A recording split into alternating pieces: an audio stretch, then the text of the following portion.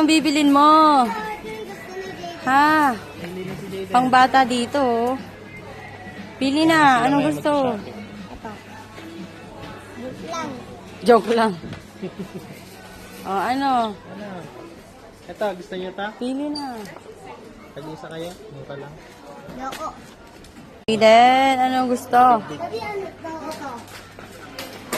Wow, nilalagay pa niya sa lalagyan niya. Wow.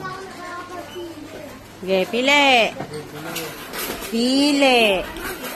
Dahil very good kayo. Ito, masarap to.